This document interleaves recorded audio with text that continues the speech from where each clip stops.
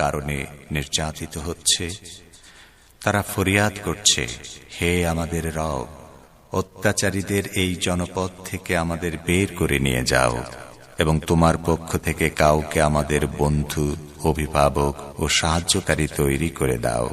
যারা ঈমানের পথ অবলম্বন করেছে তারা আল্লাহর পথে সংগ্রাম করে, এবং যারা অবিশ্বাসী তারা তাগুতের পথে সংগ্রাম করে। সুতরাং শয়তানের সহযোগীদের সাথে সংগ্রাম করো এবং নিশ্চিত জেনে রাখো, শয়তানের কৌশল আসলে নিতান্তই দুর্বল।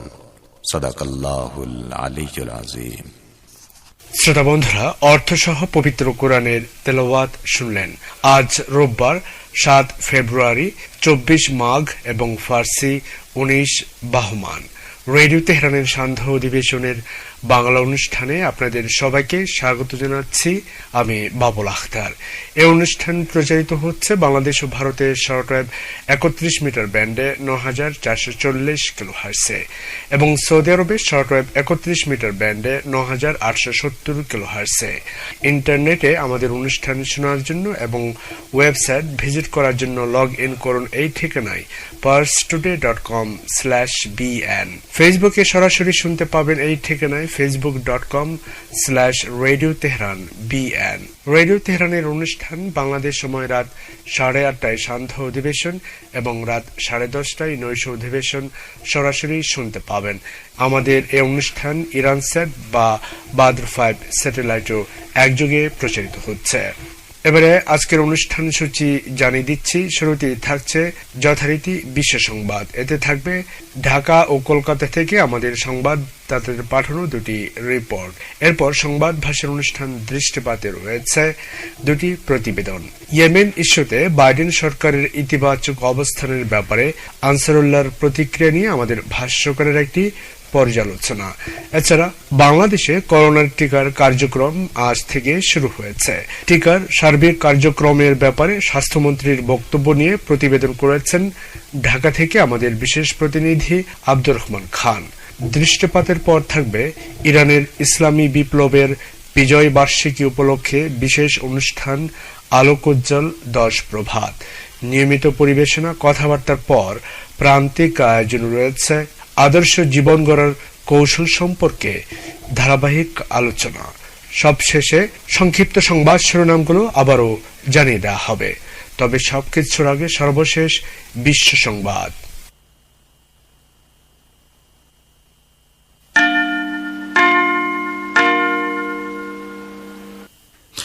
রেডিও তেহরান বিশ্ব সংবাদ।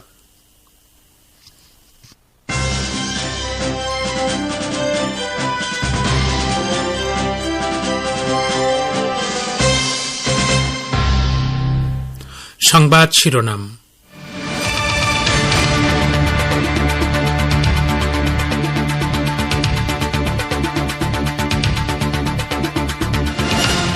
আমেরিকা নিষেধাজ্ঞা প্রত্যাহার করলে কেবল তেহরান পরমাণু সমঝোতা দেয়া প্রতিশ্রুতিগুলো পুরোপুরি মেনে চলবে বলেছেন ইরানের সর্বোচ্চ নেতা। মিয়ানমারের সামরিক অভ্যুত্থানের বিরুদ্ধে সাবেক রাজধানী ইয়াঙ্গুনে দ্বিতীয় দিনের মতো বিক্ষোভ অব্যাহত, সু চি সহ রাজনৈতিক নেতাদের মুক্তি দাবি। বাংলাদেশের রাজধানী ঢাকা সহ সর্বত্র করোনা ভাইরাসের টিকা দেওয়া শুরু। টিকা নিলেন স্বাস্থ্যমন্ত্রী জাহিদ মালিক সহ অন্তত 6 মন্ত্রী।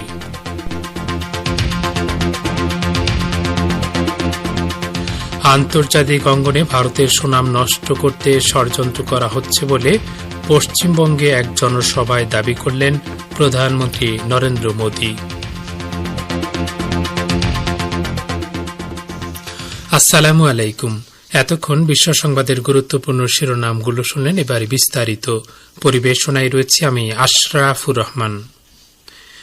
ইসলামী প্রজাতন্ত্র ইরানের সর্বোচ্চ নেতা আয়াতুল্লাহ লুজমা খামেনেই বলেছেন, ইরান কেবল তখনই পরমাণু সমঝোতায় দেয়া প্রতিশ্রুতিগুলো পরিপূর্ণভাবে মানতে শুরু করবে যখন আমেরিকা মুখে বা কাগজে নয় বরং বাস্তবে সব নিষেধাজ্ঞা প্রত্যাহার করে নেবে। বাস্তবে নিষেধাজ্ঞা প্রত্যাহার হয়েছে কিনা সেটাও পরীক্ষা করে দেখবে ইরান। এটাই হল ইসলামী ইরানের চূড়ান্ত ও অলঙ্ঘনীয় নীতি।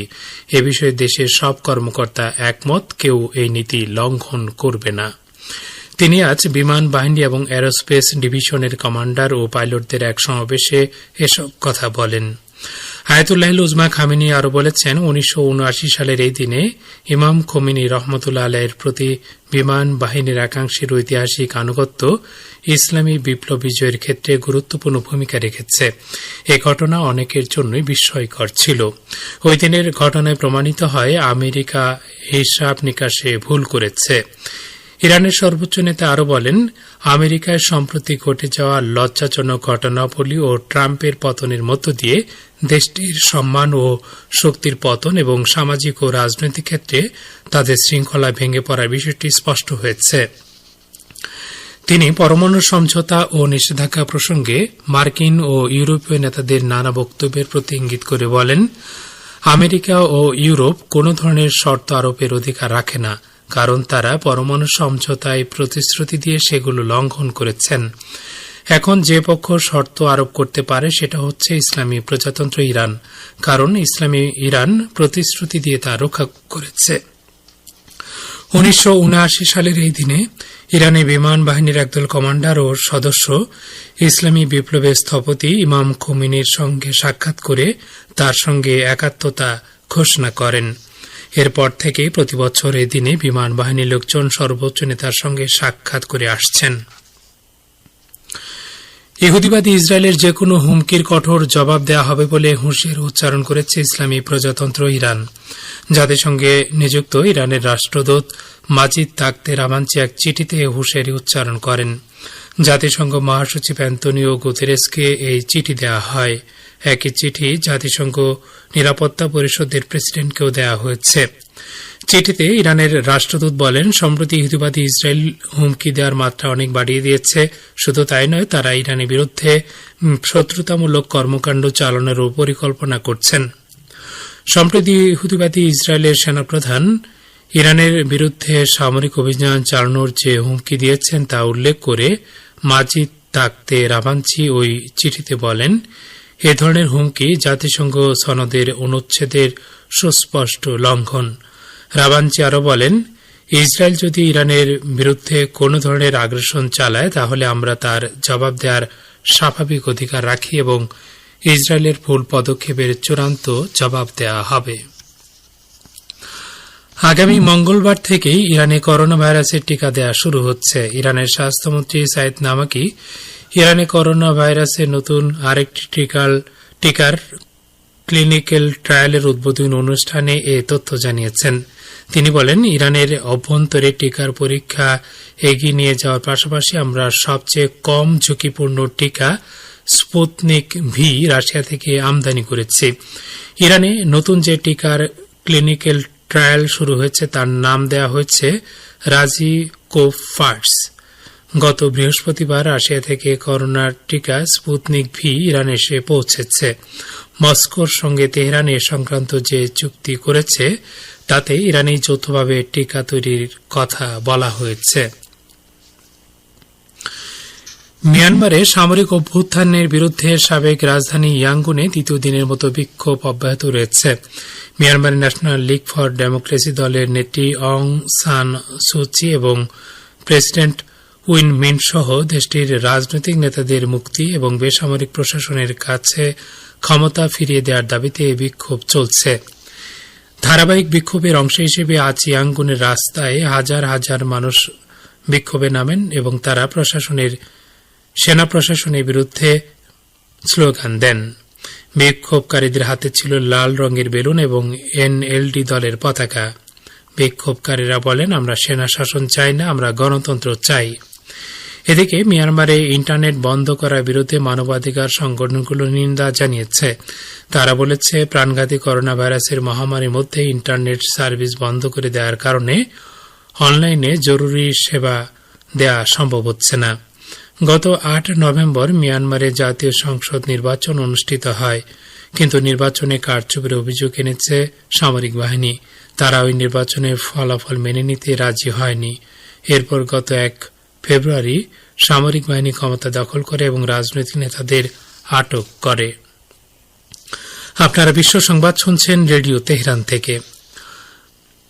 বাংলাদেশ আওয়ামী লীগের সাধারণ সম্পাদক ওবায়দুল কাদের বলেছেন, বিএনপির কোনো অপকর্ম বিনা চ্যালেঞ্জে ছেড়ে দেওয়া হবে না। আওয়ামী লীগকে আন্দোলনের ভয় দেখিয়ে কোনো লাভ নেই বলেও তিনি মন্তব্য করেন। বিস্তারিত জানিয়েছেন ঢাকা থেকে আমাদের বিশেষ প্রতিনিধি আব্দুর রহমান খান। বাংলাদেশের ক্ষমতাসীন দল আওয়ামী লীগের সাধারণ সম্পাদক এবং সরকারের সড়ক সেতুমন্ত্রী ওবায়দুল কাদের বিএনপিকে সতর্ক করে বলেছেন, তাদের কোনো অপকর্ম বিনা চ্যালেঞ্জে ছেড়ে দেওয়া হবে না। আজ রোববার সকালে সরকারি বাসভবনে নিয়মিত ব্রিফিংয়ে ওবায়দুল কাদের বলেন, নির্বাচনে ব্যর্থ ও পরাজিত হয়ে বিএনপি নেতারা এখন শুরু করেছে হাঁকডাক। আওয়ামী লীগ সাধারণ সম্পাদক বলেন, বিএনপির নয়াপল্টন অফিস হচ্ছে গুজবের ফ্যাক্টরি, আর সেই ফ্যাক্টরি থেকে আসা অপপ্রচারের বাড়িতে খোদ বিএনপির নেতাদের মধ্যেই অবিশ্বাসের দেয়াল তৈরি করছে। মিডিয়ায় আন্দোলনের ঝড় তুললেও বাস্তবে বিএনপির নেতারা রাজপথে থাকেন না, এমনটি উল্লেখ করে আওয়ামী লীগের সাধারণ সম্পাদক বলেছেন, কেউ কেউ মাঠে থাকলেও ফেসবুকে ছবি দেওয়ার জন্য তারা আসেন, এরপর পালানোর পথ খোঁজেন। ওবায়দুল কাদের বলেন, বক্তব্য বিবৃতিতে বেগম খালেদা জিয়ার জন্য বিএনপি নেতারা প্রাণ দেওয়ার বাসনা ব্যক্ত করলেও তার মুক্তির জন্য ঢাকা শহরে 500 লোকের একটি মিছিলও করতে দেখেনি জনগণ। তার মতে, টেমস নদীর তীর থেকে ঘোষণা দিয়ে পদ্মা মেঘনা যমুনায় জোয়ার আনা যাবে না। জনবিচ্ছিন্ন এবং নেতিবাচক রাজনীতির কারণে বিএনপির ক্ষমতার মসনদে আরোহণের দিবাস্বপ্ন অধরাই থেকে যাবে।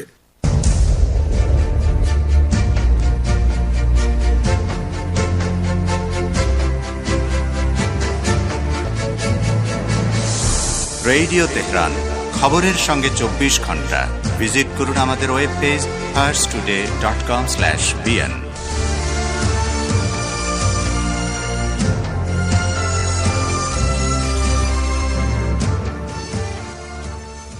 ফিরে আসছে আবারও বিশ্ব সংবাদে। বাংলাদেশের রাজধানী ঢাকা সহ সারা দেশে করোনা ভাইরাসের টিকাদান কার্যক্রম আনুষ্ঠানিকভাবে শুরু হয়েছে। অন্তত 6 জন মন্ত্রী আজ টিকা নিয়েছেন। সকাল 10টার পর স্বাস্থ্য অধিদপ্তর থেকে সারা দেশে স্বাস্থ্য কর্মকর্তাদের সাথে অনলাইনে যুক্ত হয়ে কোভিড-19 টিকাদান কর্মসূচির উদ্বোধন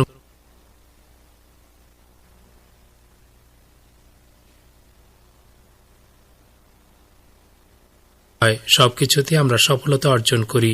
আমাদের করোনার সংক্রমণ কমে গেছে, মৃত্যুর হার কমে গেছে, আমাদের জীবনযাত্রার মান স্বাভাবিক, আমাদের কর্মক্ষেত্র স্বাভাবিক হয়েছে। স্বাস্থ্যমন্ত্রী আরও বলেন, আমাদের ভ্যাকসিনে পার্শ্ব প্রতিক্রিয়া নেই বললে চলে। সারা বছরব্যাপী ভ্যাকসিন কার্যক্রম চলবে। ভ্যাকসিন না নিয়ে কেউ ফেরত যাবেন না বলে তিনি জানান। ভারতের প্রধানমন্ত্রী নরেন্দ্র মোদী বলেছেন, আন্তর্জাতিকভাবে ভারতের ভাবমূর্তি নষ্টের পরিকল্পনা চলছে। তিনি আজ পশ্চিমবঙ্গের হলদিয়ায় এক সমাবেশে বক্তৃতা দেওয়ার সময় ওই মন্তব্য করেন। বিস্তারিত জানাচ্ছেন কলকাতা থেকে আমাদের প্রতিনিধি আব্দুল হাকিম। ভারতের প্রধানমন্ত্রী নরেন্দ্র মোদী বলেছেন, ভারতকে বদনাম করতে এই মুহূর্তে আন্তর্জাতিক ষড়যন্ত্র চলছে।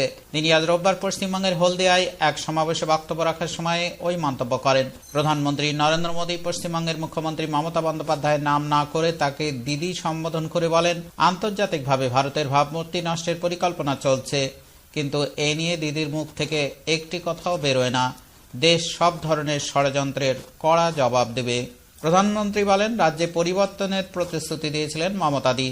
মানুষ ওর কথায় বিশ্বাস করেছিলেন, কিন্তু 10 বছরে निर्ममता छड़ा किछु पाननी बांग्लार मानुष। भाइयों बहनों, पश्चिम बंगाल का विकास तेज गति से करने के लिए यहाँ भी डबल इंजन की सरकार आवश्यक। करप्शन और टोलाबाजी तब हटेगी जब यहाँ आसोल परिवर्तन आएगा,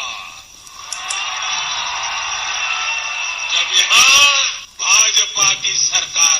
প্রধানমন্ত্রী নরেন্দ্র মোদী বলেন, পশ্চিমবঙ্গের উন্নয়ন দ্রুত গতিতে করার জন্য এখানেও ডবল ইঞ্জিনের সরকার প্রয়োজন। দুর্নীতি ও তোলাবাজি দূর হবে যখন এখানে আসল পরিবর্তন আসবে, যখন এখানে বিজেপি সরকার গঠন হবে। রাজ্যের তৃণমূল নেতৃত্বাধীন ক্ষমতাসীন মা মাটি মানুষ সরকারের সমালোচনা করে প্রধানমন্ত্রী বলেন, বাংলায় দরিদ্র মানুষের সংখ্যা ক্রমশ বেড়ে চলেছে। যারা মা মাটি মানুষের কথা বলেন, আজ ভারত মাতার জন্য কোনো আবেগ নেই তাদের। বলছিলেন কলকাতা থেকে আমাদের প্রতিনিধি। মার্কিন দৈনিক ওয়াল স্ট্রিট জার্নাল ইরানের পরমাণু কর্মসূচি সম্পর্কে সম্প্রতি যে দাবি করেছে তা নাকচ করে দিয়েছে রাশিয়া। জাতিসংঘের ইউরোপীয় দপ্তরে নিযুক্ত রুশ স্থায়ী প্রতিনিধি মিখাইল উলিয়ানোভ মার্কিন দৈনিকের দাবি প্রত্যাখ্যান করে এক টুইটার পোস্টে লিখেছেন, ইরানের পরমাণু স্থাপনাগুলোতে ২০ বছর আগে থেকে যাওয়া ইউরেনিয়াম বর্তমান সময়ের জন্য গুরুত্বপূর্ণ কোনো বিষয় নয়। ওয়াল স্ট্রিট জার্নালের সাংবাদিক লরেন্স নরম্যান সম্প্রতি ইরানের পরমাণু কর্মসূচি সম্পর্কে ওই তথ্য প্রকাশ করেছেন। তিনি নিজের টুইটার পেজে দেয়া এক বার্তায় দাবি করেছেন, আন্তর্জাতিক আণবিক শক্তি সংস্থা বা IAEA এর পরিদর্শকরা সম্প্রতি ইরানের দুটি স্থাপনায় ২০ বছর আগে রেডিও অ্যাক্টিভ পদার্থের সন্ধান পেয়েছে। তার ওই বক্তব্যের জবাবে উলিয়ানোভ নিজের টুইটার পেজে দেয়া পোস্টে বিষয়টিকে গুরুত্বহীন বলে বর্ণনা করেছেন। হোয়াইট হাউসের ইরান বিদ্বেষী নীতি অনুসরণ করে পশ্চিমা গণমাধ্যমগুলো বিগত বছরগুলোতে ইরানের বেসামরিক পরমাণু কর্মসূচি সম্পর্কে একের পর এক মিথ্যা ও অসম্পূর্ণ তথ্য তুলে ধরছে। ওয়াল স্ট্রিট জার্নাল এমন সময় এ দাবি করল যখন পশ্চিমা দেশগুলোর ধারাবাহিক প্রতিবন্ধকতা সৃষ্টির প্রচেষ্টা সত্ত্বেও ইরান পরমাণু সমঝোতা দেয়া নিজের প্রতিশ্রুতি রক্ষা করে যাচ্ছে। রাশিয়ার কাছ থেকে অত্যাধুনিক আকাশ প্রতিরক্ষা ব্যবস্থা S-400 কেনার ব্যাপারে আঙ্কারাকে আবার হুমকি দিল মার্কিন প্রতিরক্ষা মন্ত্রণালয়। এর মাধ্যমে নয়া প্রেসিডেন্ট জো বাইডেনের প্রশাসন তুরস্কের S-400 কেনার ব্যাপারে সাবেক প্রেসিডেন্ট ডোনাল্ড ট্রাম্পের নীতিতে অটল থাকল। মার্কিন প্রতিরক্ষা মন্ত্রণালয়ের মুখপাত্র জন কার্বি শনিবার সাংবাদিকদের বলেছেন, আমাদের নীতিতে পরিবর্তন আসেনি এবং আমরা আবারও তুরস্ককে S-400 ব্যবহার না করার আহ্বান জানাচ্ছি। তুরস্ক হচ্ছে নেটো জোটভুক্ত প্রথম দেশ যে কিনা রাশিয়ার কাছ থেকে অত্যাধুনিক আকাশ প্রতিরক্ষা ব্যবস্থা এর S-400 সংগ্রহ করেছে। 2017 সালে এ ধরনের 4টি ব্যবস্থা সংগ্রহের জন্য রাশিয়ার সঙ্গে $520 কোটি চুক্তি করে তুরস্ক। শ্রোতা বন্ধুরা, আর এরই সাথে শেষ হচ্ছে এখনকার মতো সর্বশেষ বিশ্ব সংবাদ।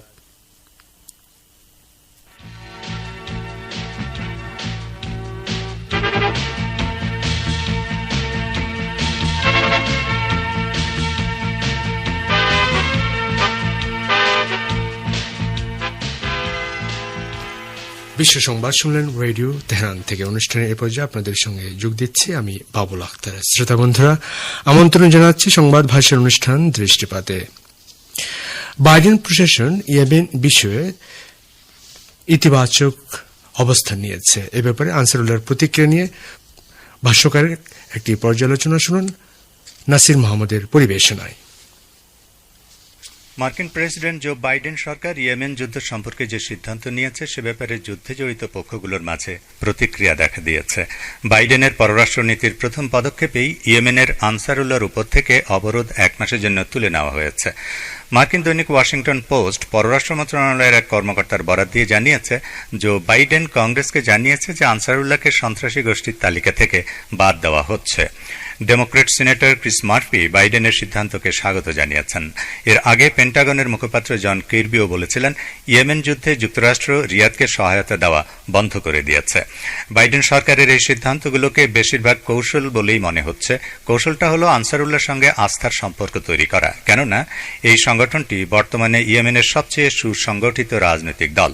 অবশ্য এই সিদ্ধান্তগুলো কৌশলগত হলেও এর ইতিবাচকতা রয়েছে, কারণ এর মাধ্যমে নয়া মার্কিন প্রশাসন আনসারুল্লাহকে ইয়েমেনের প্রভাবশালী একটি দল হিসেবে স্বীকৃতি দিল।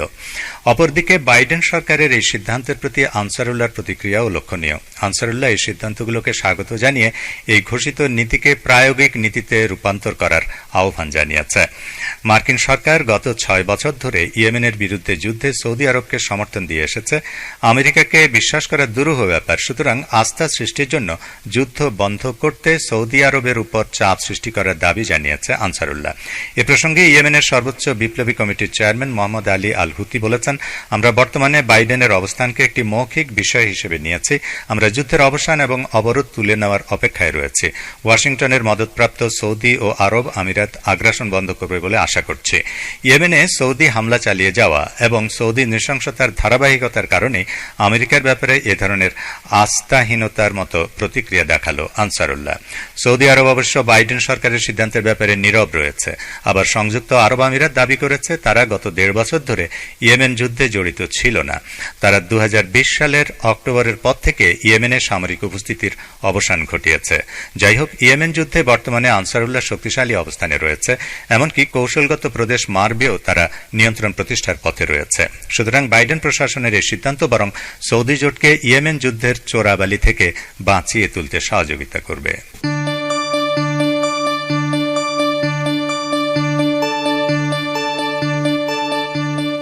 আপনারা রেডিও তেহরানের অনুষ্ঠান শুনছেন সরাসরি তেহরান স্টুডিও থেকে। ইন্টারনেটে আমাদের অনুষ্ঠান প্রতিদিন শুনুন এই ঠিকানায় parstoday.com/bn। ফেসবুক লাইভে যোগ দিন এই ঠিকানায় facebook.com/রেডিও তেহরান bn। আমাদের কাছে ইমেল করার ঠিকানা radioteheran1982@gmail.com। দৃষ্টিপাত এবার বাংলাদেশ প্রসঙ্গ। বাংলাদেশে করোনা ভাইরাসের টিকাদান কার্যক্রম আজ আনুষ্ঠানিকভাবে শুরু হয়েছে। টিকা সম্পর্কে স্বাস্থ্যমন্ত্রী বলেছেন, আমাদের ভ্যাকসিনে পার্শ্ব প্রতিক্রিয়া নেই বললেই চলে। সারা বছরব্যাপী ভ্যাকসিন কার্যক্রম চলবে। ভ্যাকসিন না নিয়ে কেউ ফেরত যাবেন না। এ বিষয়ে প্রতিবেদন করেছেন ঢাকা থেকে আমাদের বিশেষ প্রতিনিধি আব্দুর রহমান খান। দেশব্যাপী করোনা ভাইরাসের টিকাদান কার্যক্রম আজ আনুষ্ঠানিকভাবে শুরু হয়েছে। আজ রোববার সকাল 10টার পর স্বাস্থ্য অধিদপ্তর থেকে সারা দেশে স্বাস্থ্য কর্মকর্তাদের সাথে অনলাইনের মাধ্যমে যুক্ত হয়ে কোভিড-19 টিকাদান কার্যক্রমের উদ্বোধন করেছেন স্বাস্থ্যমন্ত্রী জাহিদ মালিক। এ সময় স্বাস্থ্যমন্ত্রী বলেন, ইংল্যান্ডের মতো ছোট দেশেও প্রায় 1 লক্ষের বেশি লোক মারা গেছে। ভারতে 1,80,000 থেকে 1,60,000 70,000 লোক মারা গেছে। আমেরিকাতে 4.5 লক্ষ লোক মারা গেছে। ইউরোপে প্রতিটি দেশ প্রায় লাখের কাছে চলে গেছে। আল্লাহর রহমতে আমাদের দেশে সেই অবস্থা হয়নি। জীবনযাত্রা প্রায় স্বাভাবিক, অর্থনৈতিক ভাবে আমরা ভালো আছি। এখানে কোনো হাহাকার হয় নাই, খাদ্যের অভাব হয় নাই, মানুষের কর্ম করতে পারছে এবং হাসপাতালের অবস্থা খুবই ভালো আছে। চিকিৎসার কোনো অভাব হচ্ছে না। বেডগুলো প্রায় 80% খালি এবং আইসিইউ প্রায় 60-70% খালি আছে। অক্সফোর্ড অ্যাস্ট্রাজেনেকার এই ভ্যাকসিন নিরাপদ উল্লেখ করে স্বাস্থ্যমন্ত্রী বলেন, এই ভ্যাকসিন খুবই নিরাপদ। যতগুলো ভ্যাকসিন আছে তার মধ্যে সবচেয়ে নিরাপদ ভ্যাকসিন এই অ্যাস্ট্রাজেনেকা ভ্যাকসিন। এর পার্শ্ব প্রতিক্রিয়া নাই বললেই চলে। যতগুলো লোককে আমরা ভ্যাকসিন দিয়েছি সবাই সুস্থ আছে, ভালো আছে। ভ্যাকসিন অ্যাপস এর মাধ্যমে নিবন্ধিত হচ্ছে। যদি অ্যাপস এর মাধ্যমে নিবন্ধিত হতে কষ্ট হয়, আমাদের আরো নির্দেশনা আছে। তারা ইউনিয়ন পর্যায়ে বা উপজেলা পর্যায়ে যে তথ্য সেন্টারে তারা নিবন্ধিত হতে পারে এবং তারা ভ্যাকসিন নিতে পারে। এবং তাও যদি না পারে তাহলে তারা আসলে পরে ভ্যাকসিন তারা পাবে, ফর্ম ফিল আপ করবে এবং পরবর্তীকালে আমরা সেই ফর্মকে আমরা ডাটা তখন এন্ট্রি দিয়ে নিব। অর্থাৎ ভ্যাকসিন না নিয়ে কেউ ফেরত যাবে না। আমাদের এটাই লক্ষ্য। আমাদের কাছে 70 লক্ষ ভ্যাকসিন আছে, যেটা 35 লক্ষ লোককে আমরা 2 ডোজ করে দিতে সক্ষম হব। আমরা আশা করি আমাদের যে সমস্ত ভ্যাকসিন আছে সামনে সময় মতো আসবে। আসলে পরে আমরা বহু লোককে দিতে পারবো। সারা বছর ব্যাপী এই ভ্যাকসিনের কার্যক্রম চলবে। টিকাদান কর্মসূচির প্রথম দিনে দেশের বিভিন্ন জেলায় 955টি হাসপাতালে টিকা দেওয়া শুরু হয়েছে। এই কর্মসূচি বাস্তবায়নে কাজ করছে মোট 2196টি দল। গতকাল বিকেল পর্যন্ত মোট 3,28,013 জন ভ্যাকসিন নিতে অনলাইনে নিবন্ধন করেছেন। ঢাকার 50টি হাসপাতালে 50টি কেন্দ্র স্থাপন করা হয়েছে। মোট 204টি দল ঢাকায় টিকাদান পরিচালনা করছে। বাংলাদেশে মোট জনসংখ্যার 80% অর্থাৎ 13,42,47,508 জন নাগরিককে করোনা ভাইরাসের টিকা দেওয়ার পরিকল্পনা করেছে সরকার। প্রত্যেককে 2 ডোজ করে টিকা দেওয়া হবে। প্রাথমিকভাবে প্রথম ডোজের 8 সপ্তাহ পরে দ্বিতীয় ডোজ টিকা দেবার পরিকল্পনা হলেও এখন পরিবর্তিত পরিকল্পনা অনুযায়ী তার আগেই দ্বিতীয় ডোজ দেয়া হবে বলে জানিয়েছেন স্বাস্থ্য অধিদপ্তরের মহাপরিচালক। প্রতিবেদনটি শুনলেন। আর এরই মধ্য দিয়ে শেষ হল সংবাদ ভাষ্যের অনুষ্ঠান দৃষ্টিপাত। এখন রয়েছে আলোকোজ্জ্বল 10 প্রভাত।